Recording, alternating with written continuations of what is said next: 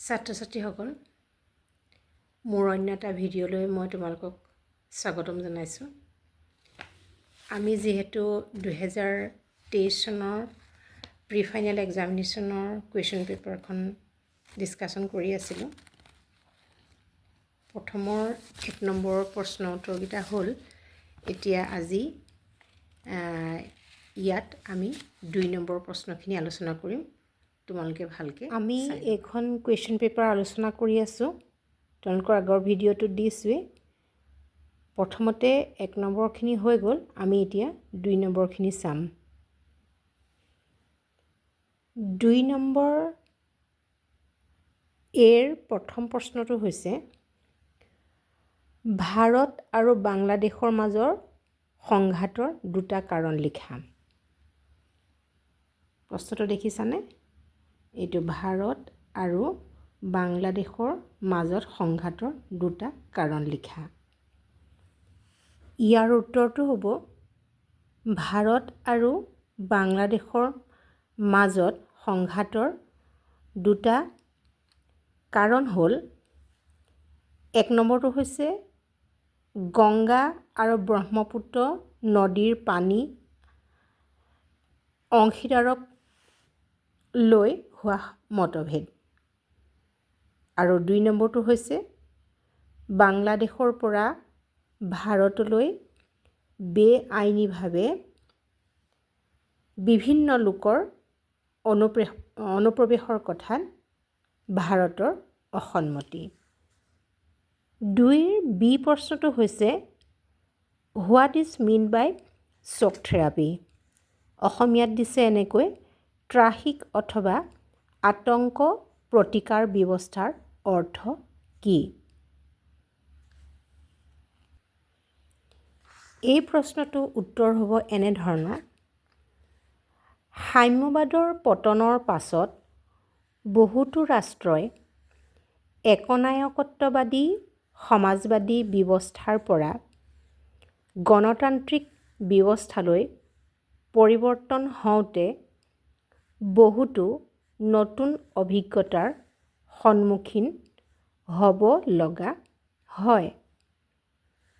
Russia, মধ্য Asia আৰু পূব ইউৰোপৰ IMF আৰু ৱৰ্ল্ড বেংকৰ অনুপ্ৰেৰণাত হোৱা এনে পৰিৱৰ্তনকে শ্বক থেৰাপি নামেৰে জনা যায়। 2ৰ চি প্ৰশ্নটো হ'ল শ্ৰীলংকাত সংঘাতত লিপ্ত থকা 2টা সম্প্ৰদায়ৰ নাম লিখা। ইয়াৰ উত্তৰটো হ'ব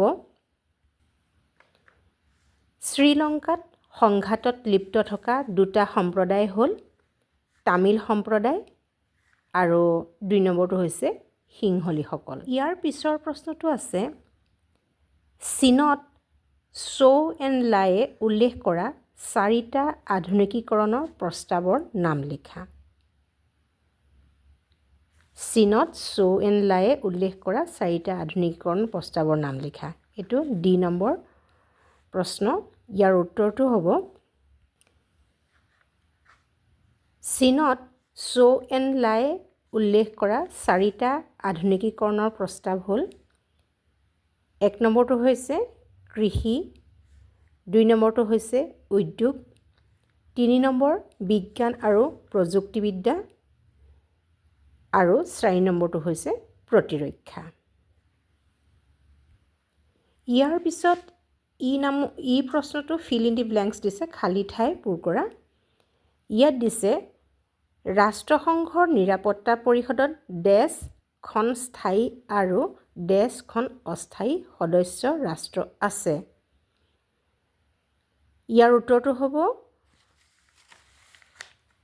ৰাষ্ট্ৰসংঘৰ নিৰাপত্তা পৰিষদত 5খন স্থায়ী আৰু 10খন অস্থায়ী ৰাষ্ট্ৰ আছে। 5খন স্থায়ী আৰু 10খন অস্থায়ী। ইয়াৰ পিছত F নম্বৰ প্ৰশ্নটোত আছে প্ৰব্ৰজনকাৰী আৰু শৰণাৰ্থীৰ মাজত 2টা পাৰ্থক্য লিখা। প্ৰব্ৰজন আৰু শৰণাৰ্থীৰ মাজত 2টা পাৰ্থক্য লিখিবলৈ দিছে।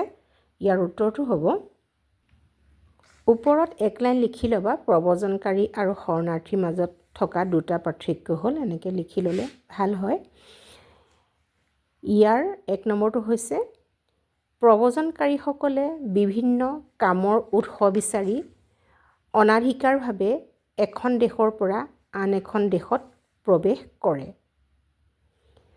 আনহাতে শৰণাৰ্থীসকল সেইসকল লোক যিসকল লোকে বিভিন্ন প্ৰাকৃতিক দুৰ্যোগ যেনে বানপানী, ছুনামি, ভূমিকম্প বা যুদ্ধ বিগ্ৰহৰ বাবে নিজ দেশ এৰি আন দেশত শৰণাৰ্থী হিচাপে থাকিব লগা হয়।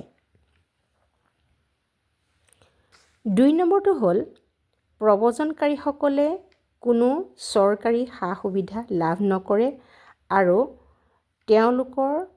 তেওঁলোকক কেতিয়াও ভাল দৃষ্টিৰে নাচায়। অন্যহাতে শৰণাৰ্থীসকলে চৰকাৰে দিয়া সকলো সা-সুবিধা ভোগ কৰিব পাৰে যেতিয়ালৈকে সেইখন দেশত থাকে চৰকাৰে তেওঁলোকৰ খোৱা পিন্ধোৱা সকলোৰে দায়িত্ব বহন কৰে। ইয়াৰ পিছৰটো প্ৰশ্ন হ'ল সেউজ গৃহ গেছ বুলিলে কি বুজা? সেউজ গৃহ গেছ হৈছে যি পৃথিৱীৰ বায়ুমণ্ডলত থকা উষ্ণতা ধৰি ৰাখে আৰু যাৰ ফলত গোলকীয় উষ্ণতা বাঢ়িছে আৰু জলবায়ুৰ পৰিৱৰ্তন। আনটো প্ৰশ্ন হৈছে বিশ্ব পৰিৱেশ ৰক্ষাৰ বাবে কাম কৰি থকা দুটা স্বেচ্ছাসেৱী সংগঠনৰ নাম লিখা। ইয়াৰ উত্তৰটো হ'ব গ্ৰীণ পিচ আৰু আৰ্থ আইলেণ্ড ইনষ্টিটিউট। ইয়াৰ পিছৰ কুৱেশ্যন আনচাৰখিনি মই আন এটা ভিডিঅ'ত আলোচনা কৰিম।